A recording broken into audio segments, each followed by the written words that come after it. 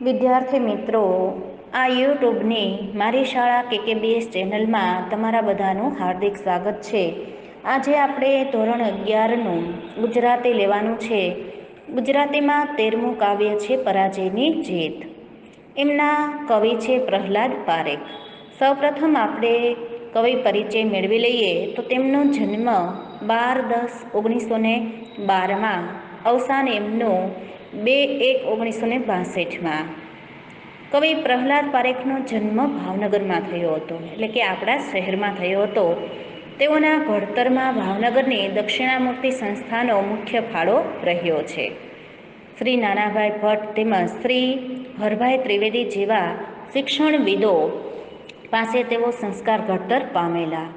ગુજરાતી સાહિત્યમાં 1940 પછી એમના બારી બહાર કાવ્ય સંગ્રહથી સૌંદર્યાભિમુખ કાવ્યધારા શરૂ થઈ.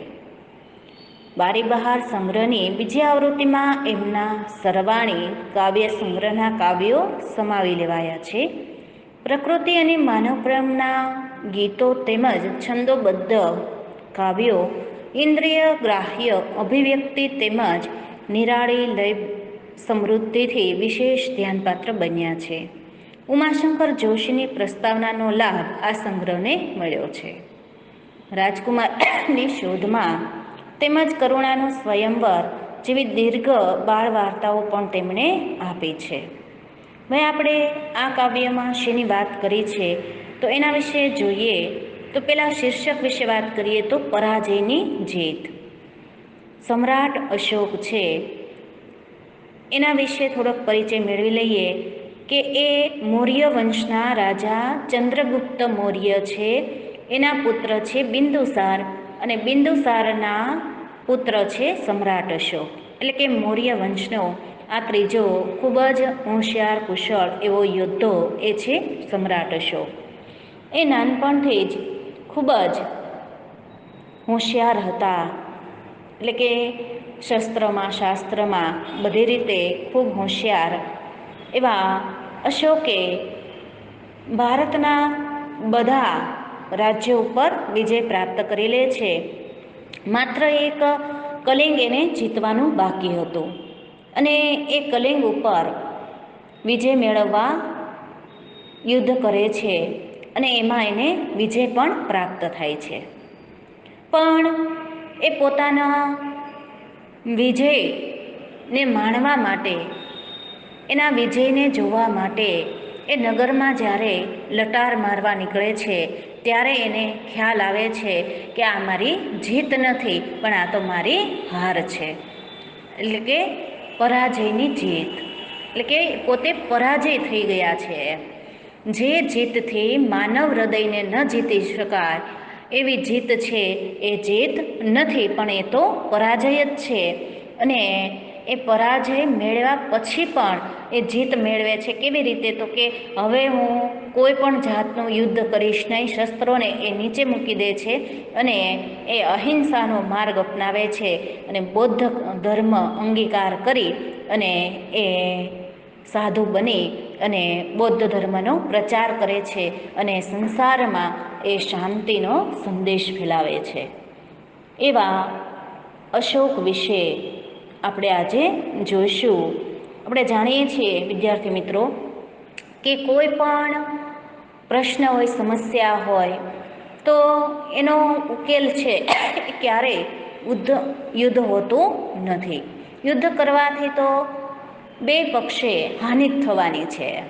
એટલે જ આપણે જાણીએ છીએ કે મહાભારતમાં કૃષ્ણ છે એ યુદ્ધને રોકવા માટે ઘણા બધા પ્રયત્ન કરે છે, પાંડવો પણ પ્રયત્ન કરે છે, પણ છેલ્લે કે કોઈ ઉપાય જ ન બચ્યો ત્યારે એમને યુદ્ધ કરવું પડ્યું. હવે આપણે 12મા ધોરણમાં પણ તમારે આવો જ એક પાઠ ભણવાનો છે, યુધિષ્ઠિરનો યુદ્ધ વિષાદ. એ પણ આને અનુસંધાને જ છે. એટલા માટે હું તમને વાત કરું છું કે એમાં પણ જ્યારે યુદ્ધ પૂર્ણ થાય છે એટલે યુધિષ્ઠિરને પણ ખૂબ દુઃખ લાગે છે, શોક વ્યક્ત કરે છે કે આ યુદ્ધ થયું તે બરાબર ન થયું. આપણી સમસ્યા હતી તો એનો ઉકેલ આપણે એમ પણ લાવી શકત જો આપણને એ કૌરવો છે એ કાંઈ પણ આપવા તૈયાર ન હતા, તો આપણે એને સમજાવવાની જરૂર હતી.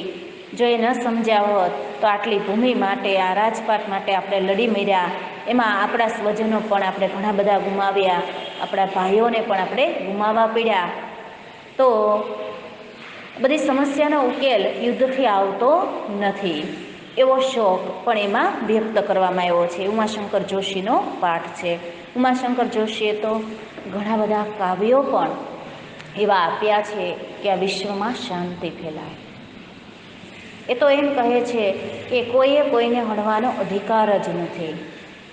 પ્રકૃતિને પણ આપણે હણવી ન જોઈએ. માનવી, પ્રાણી બધા જીવ સમાન છે અને વિશ્વમાં શાંતિ ફેલાવવી જોઈએ. એ તો એમ કહે છે કે વસુધૈવ કુટુંબકમ, એટલે કે આખું વિશ્વ છે એક કુટુંબ છે અને આપણે બધા એના સભ્યો છીએ. વિદ્યાર્થી મિત્રો, તમે જાણો જ છો, એટલે જ દુનિયામાં 2 મોટા વિશ્વ યુદ્ધ થયા અને ખૂબ નરસંહાર થયો. એટલે માણસો એનાથી પછી ચેતી ગયા કે કોઈ પણ સમસ્યાનો ઉકેલ છે એ યુદ્ધથી આવતો નથી, પણ શાંતિથી જ એનો ઉકેલ આવે છે. એટલે તમે ભૂતકાળના પણ એવા પ્રસંગો જોઈ શકો છો. મહાભારતથી માંડીને ત્યાર પછી દુનિયામાં 2 વિશ્વયુદ્ધો થાય છે. પછી યુએનની રચના કરવામાં આવે છે, એટલે કે સંયુક્ત રાષ્ટ્રસંઘની રચના કરવામાં આવી અને બધા દેશો એના સભ્ય બન્યા અને નક્કી થયું કે કોઈ દેશ છે કોઈ દેશ સાથે યુદ્ધ કરશે નહીં, અને યુદ્ધ કરશે તો આવું વિશ્વયુદ્ધ તો ક્યારેય થશે જ નહીં, અને વિશ્વયુદ્ધ એ દેશ કરશે તો બીજા દેશો છે એની સાથેના બધા વ્યવહારો છે એ તોડી નાખશે. એટલે એક કરાર થયો. એટલે વિશ્વયુદ્ધ ત્રીજું છે એને અટકાવવા માટેના કરારો થાય છે કે યુદ્ધથી કોઈને શાંતિ અથવા તો કોઈ સમસ્યાનો ઉકેલ એનાથી થતો નથી, કોઈને શાંતિ મળતી નથી. એવી જ વાત આ કાવ્યમાં પ્રહલાદ પારેખે કરી છે. પરાજયની જીત ખંડકાવ્યમાં કવિએ આપણે જાણીએ છીએ કે રાજા અશોકના મનમાં ચાલતું મંથન નિરૂપ્યું છે કે મગધના રાજવી છે અશોક, એ કલિંગ ઉપર ચઢાઈ કરે છે અને જીત મેળવે છે. હવે એ જીત એણે મેળવી એનું દ્રશ્ય જોવા માટે એ શહેરમાં એટલે કે નગરમાં લટાર મારે છે. ત્યારે એને ખ્યાલ આવે છે કે આ તો મેં નગરને જીત્યું નથી, પણ નગરને સ્મશાનમાં ફેરવી દીધું છે. કારણ કે જ્યાં જોવો ત્યાં ચારેય બાજુ માનવ દેહ છે એ મૃત પામેલા પડ્યા હતા, અને એ જોઈ એનું હૈયું છે પશ્ચાતાપથી વલોવાઈ જાય છે કે તલવારની ધારથી મેળવેલી જીતમાં એમને પોતાની હાર જ દેખાય છે. એમને અંતરમાં થાય છે કે જે વિજય માનવીના હૈયા ન જીતી શકે, કે જેનાથી માનવ જ મટી જાય, એવી જીત શા કામની. રાજવી અશોકના હૈયામાં કરુણા જાગે છે અને એ ધર્મ પાસે એવો આદેશ માગે છે જેથી એ સમગ્ર જગતમાં કરુણા અને અહિંસાનો સંદેશ ફેલાવી શકે. આ વિચાર મનમાં ઉઠતા જ રાજાના અંતરમાં નવ ચેતના જાગે છે, એટલે કે નવી ચેતના એનામાં જાગે છે અને એમણે શ્રદ્ધાપૂર્વક એ માર્ગને અપનાવ્યો. આ ખંડકાવ્યમાં આ સમ્રાટ અશોકનું મનોમંથન અને એના મનમાં ઉઠતા ભાવોને અનુકૂળ છંદનો પ્રયોગ ધ્યાન આકર્ષક છે. એટલે કે ઘણા બધા છંદ પણ આમાં લેવામાં આવ્યા છે. તમે 10મા ધોરણમાં છંદ ભણી ગયા હશો.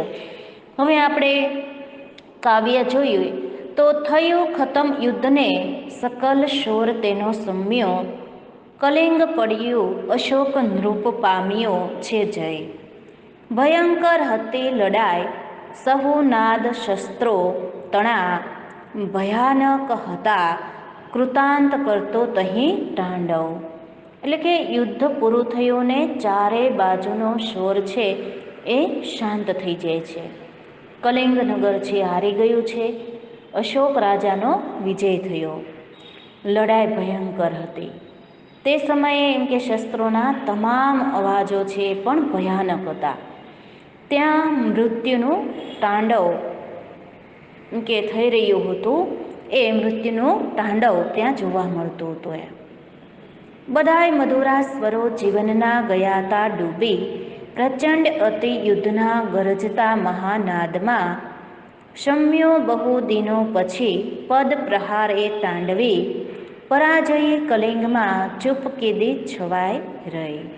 એટલે કે જીવનના બધા જ જે મધુર સ્વરો છે એ પ્રચંડ યુદ્ધના અતિ ગર્જના કરતા મહાનાદમાં એટલે કે મોટા અવાજમાં એ બધા વિલીન એટલે કે ડૂબી ગયા હતા.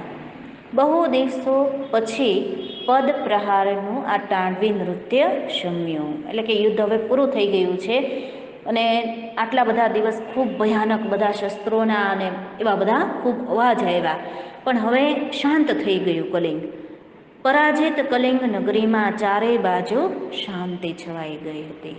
કેવી શાંતિ? તો કે સ્મશાનમાં જેવી શાંતિ હોય એવી શાંતિ છવાઈ જાય છે. પરંતુ ચૂપકીદી એ ભયદ યુદ્ધથી એ હતી. એટલે કે એ જે શાંતિ હતી એ યુદ્ધ કરતાં પણ ભયાનક હતી. નિરાશ નગરી હતી, નયન નીરને ઢાળતી હતી. બિન સહાય એ કરુણ આજ તેની સ્થિતિ, સમૂળ ઉખડી ગયેલ મૃદુવેલ શીએ પડી. પરંતુ આ શાંતિ છે એ કેવી હતી? તો કે યુદ્ધ કરતાં પણ વધારે ભયાનક હતી. નિરાશ નગરી છે એ નગરીની આંખોમાંથી આંસુ સરતા હતા. એ અસહાય થઈ ગઈ હતી નગરી. આજે એની સ્થિતિ દયાજનક હતી. મૂળમાંથી ઉખડી ગયેલ મૃદુ વેલ, મૃદુ એટલે કોમળ વેલ જેવી એ પડી હતી એ નગરી. આજે વાગોળે છે વિજય શિબિરે આજ સમ્રાટ તેના, દીપ્તિ તેના નયન મહી છે દર્પ કેરી ભરેલી. જોવો જાતે વિજય નૃપને સંસ્ફુરે ઉર્મી એવી, જોવો જાતે મગધ અસીની ધાર છે તીક્ષ્ણ કેવી. એટલે કે અશોકને એમ થાય છે કે હવે હું આ નગરીમાં આંટો મારવા એટલે કે મારા વિજયને જોવા માટે જાઉં એમ. આજે આ સમ્રાટ અશોક છે એની છાવણીમાં એમના વિજયનું રટણ કરી રહ્યા હતા. એમની આંખોમાં અભિમાનનું તેજ ભર્યું હતું. એકાએક રાજાના મનમાં એવી લાગણી સ્ફુરે છે કે હું જાતે જ મારા વિજયને જોવા માટે જાઉં અને એ જાતે જોઉં કે આ મગધ દેશની તલવારની ધાર છે એ કેવી તીક્ષ્ણ છે, કેવી ધારદાર એની તલવાર છે એ હું આજે જોવા માટે નીકળું એમ. ગયા તેજને આવ્યો અંધકાર, નહીં ભેદ કિંતુ કલિંગે લગાર. હતો આજ એવો ઉરેને બહાર, જુએ એક અંધારને એ અપાર. નિહાળવાની નિજ જીત જાતે, અંધારમાં એ નગરી સ્મશાને. રાજા પ્રવેશે કરવા પ્રકાશ, મશાલ ચીવો લઈ કંઈ સાથ. એટલે કે આ અભિમન્યુનું તેજ દૂર થયું ને જેમ અંધકાર વ્યાપી ગયો, પરંતુ આ કલિંગમાં આજે હતો એવો ફરક સહેજ પણ નહોતો. હૃદયમાં અને બહાર એક જ પુષ્કળ અંધકારને એ જુએ છે. પોતાની જીત જોવા જાતે રાજા છે એ અંધારામાં સ્મશાન શ્રીનગરીમાં પ્રવેશ કરે છે. માર્ગમાં એમ કે પ્રકાશ પાથરવા માટે, જે હાથમાં એમ કે પ્રકાશ પાથરવા માટે મશાલ પકડેલા હોય એવા માણસોને મશાલ ચીક કહેવાય, તો એને પણ એ સાથે લઈને જાય છે. કોઈ બીજું હતું ના ત્યાં, રાજાને સૌ મશાલચી પડે છે પંથ પોતાને શબોની વચમાં થઈ. શબોના શબ્દમાં ગાથા લખાય ભૂપ જીતની, રાજમાર્ગે મહોલ્લામાં આખી નગરી ભરી. એટલે કે ત્યાં બીજું કોઈ ન હતું. રાજા અને સૌ મશાલચીવો એ રસ્તેથી શબોની વચમાં થઈને આગળ નીકળે છે. રાજાની જીતની ગાથા આખી નગરીમાં, રાજમાર્ગમાં અને મહોલ્લામાં શબોના શબ્દોથી લખાય છે. ડાબેને જમણે આંખો ફેરવી ભૂપ વાંચતો, ઉકેલે જેમ એ તેમ જયનો અર્થ જાગતો.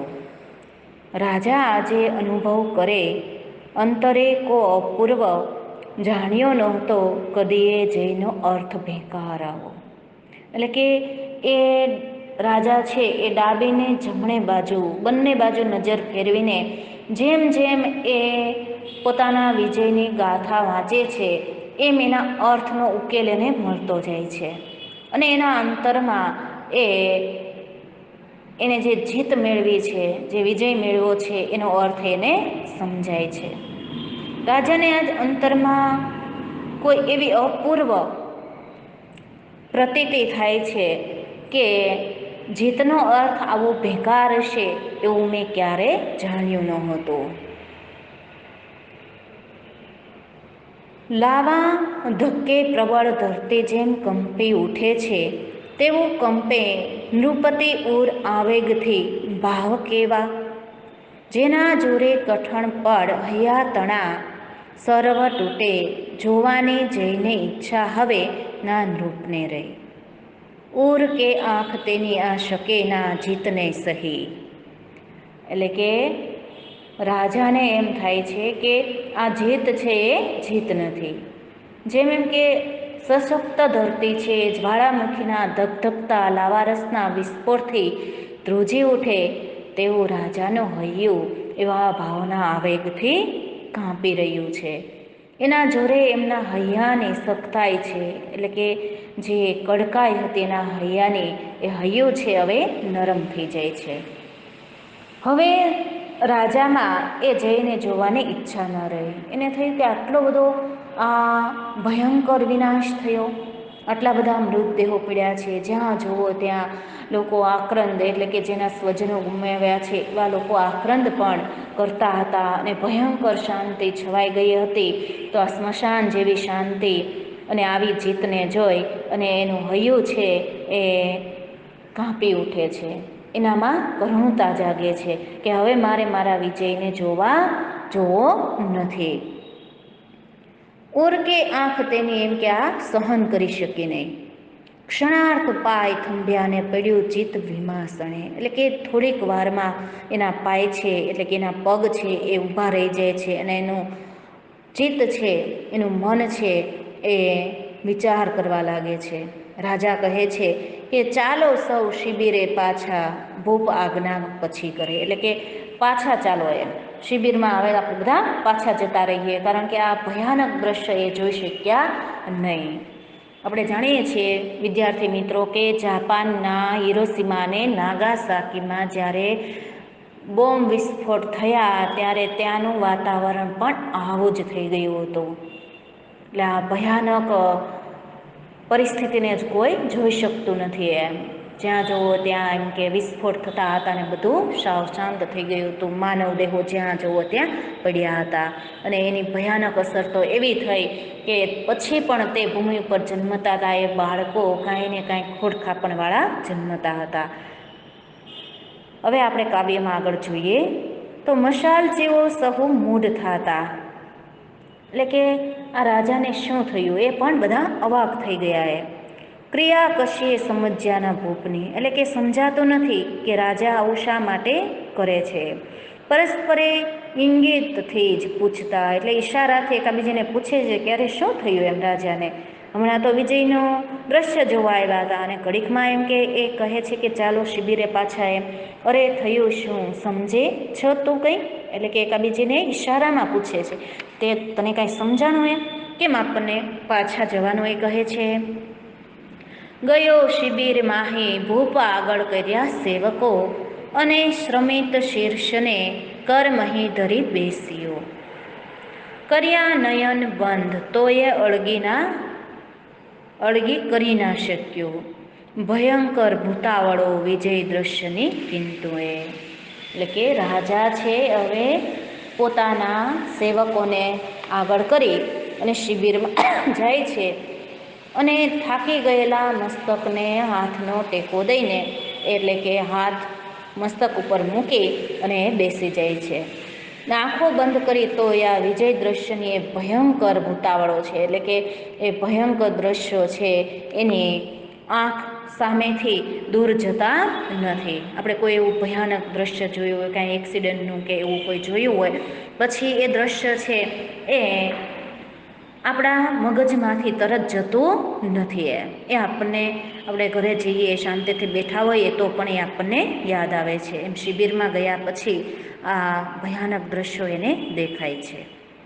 હજારો હૈયાને નિજ નિજ તણી સૃષ્ટિ સહમે, અરે સહાર્યાને જીવિત ઉર ખંડે કર્યા. મહત્તાએ મારી વિજય મુજે ગૌરવણું, અને એ ભૂમિની ઉપર જઈ મારો જય ચણું. અજંપો ઉગ્ર રાજાના હૈયાને આજ રહે દમે, ભારે અંતરે આજે જયનો ના શકે ખમી. ઘડી ઉઠે ઘડી બેસે ફરે છે શિબિરે ઘડી, એનો જ જય આવ્યો છે આજ એના પરે ચડી.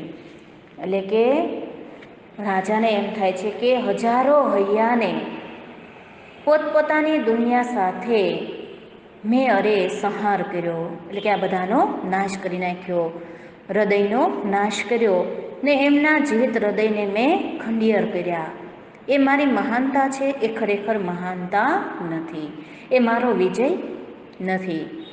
એને મારું ગૌરવ ગણું તો ગૌરવ પણ નથી. અને એ ભૂમિની ઉપર જઈ મેં મારો જય મનાવું, એટલે કે બીજાને મારી નાખીને આપણે આનંદ મનાવીએ તો આપણા હૃદયને પણ ક્યારેય આનંદ ન મળે. વેરથી વેર ક્યારેય શમતો નથી. આજે રાજાને હૈયામાં અતિશય ઉચાટ થાય છે, એટલે કે એને ખૂબ શોક થાય છે. એમને એ દમન કરી રહ્યો છે એના શોકનું. આજે એમનું અંતર છે અજંપાનું ભાર સહન કરી શકતું નથી.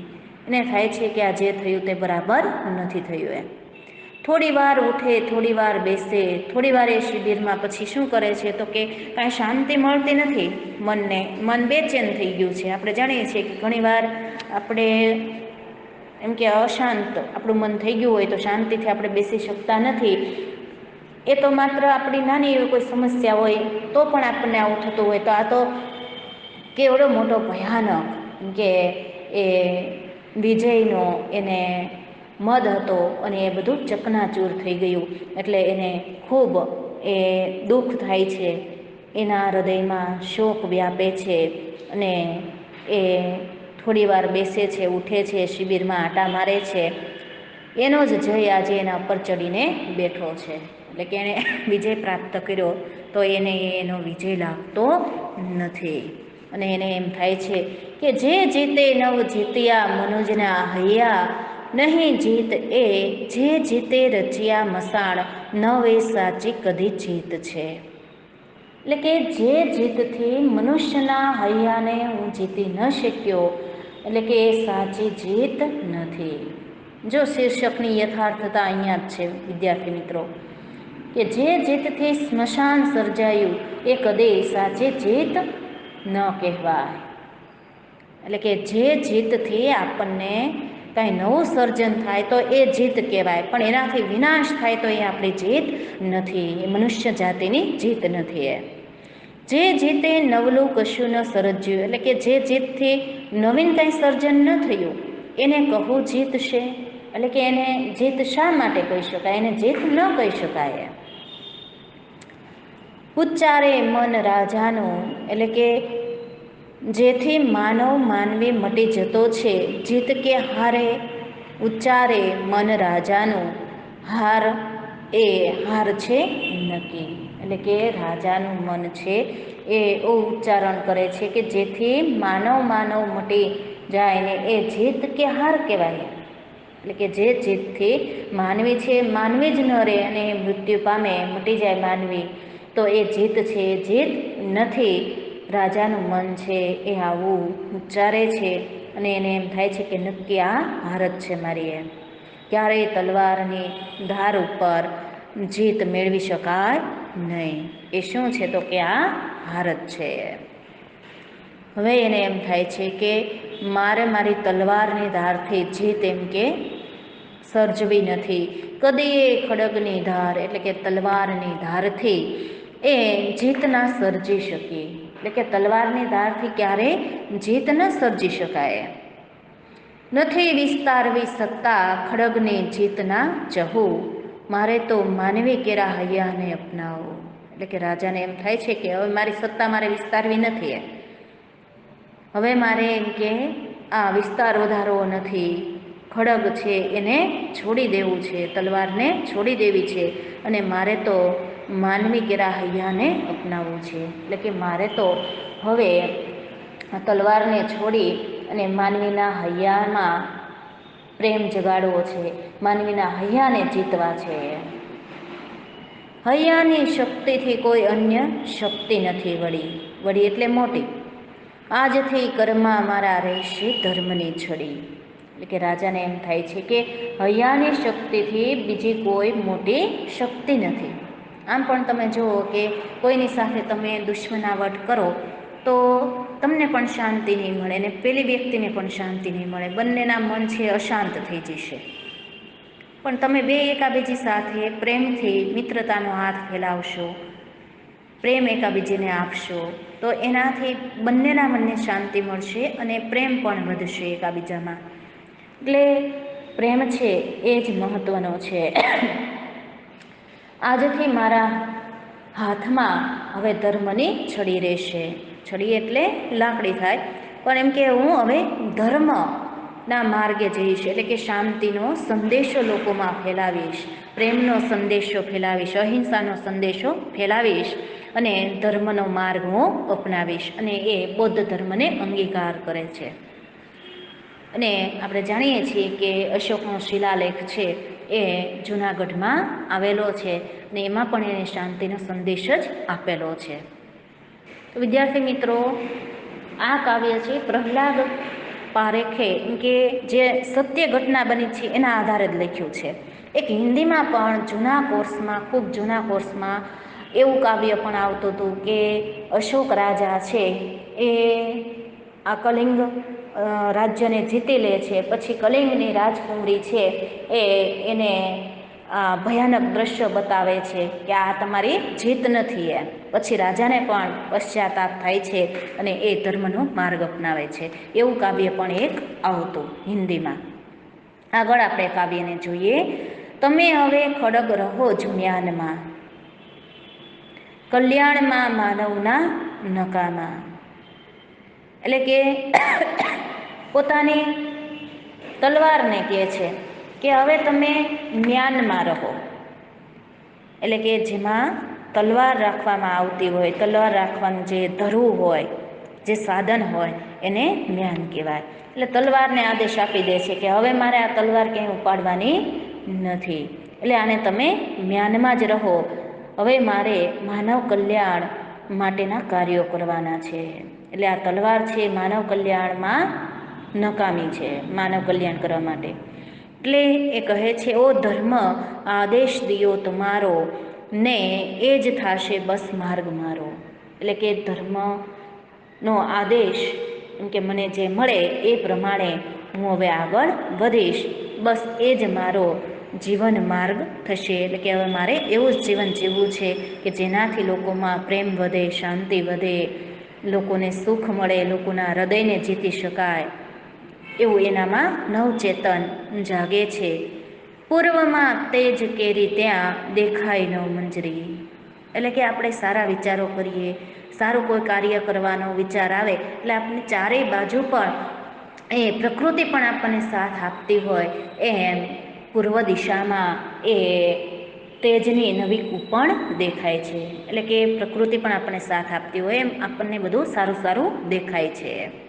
રાયના અંતરે શ્રદ્ધા નવા લઈ તેજ સંચરી.